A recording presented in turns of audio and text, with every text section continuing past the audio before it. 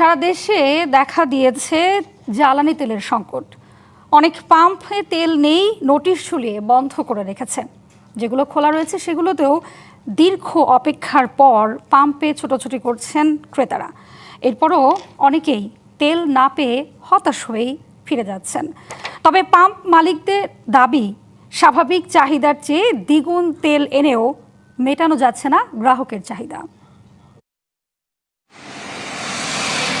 ঈদের লম্বা ছুটি শেষে আবার কর্মব্যস্ত হয়ে উঠেছে নগরী। তবে রাজধানীর অধিকাংশ পেট্রোল পাম্পের সামনে দেখা মিলেছে এমন দৃশ্যের। জ্বালানি তেলের অপেক্ষায় ঘন্টার পর ঘন্টা লাইনে দাঁড়িয়ে বিভিন্ন বাহনের চালকরা। ভোক্তাদের অভিযোগ, দীর্ঘ সময় লাইনে দাঁড়িয়ে থাকার পরও মিলছে না চাহিদা অনুযায়ী তেল। সকালবেলায় আসছি, এখানে পাই নাই। ওরা বললো যে সন্ধ্যার পরে আসবে, এখন আসছি, পাইলাম আর কি। আমি সবসময় এই পাম্প থেকেই নেই। আমার টাঙ্কি শেষ হলে আমি এখান থেকে এসে তেল নিয়ে যাই।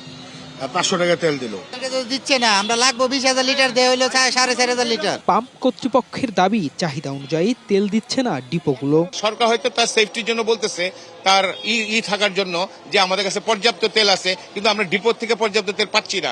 আমরা পাচ্ছি হচ্ছে 65%, বা 35% আপনার গ্যাপ থেকে গেল। তো এই গ্যাপটা পূরণ করবে কে?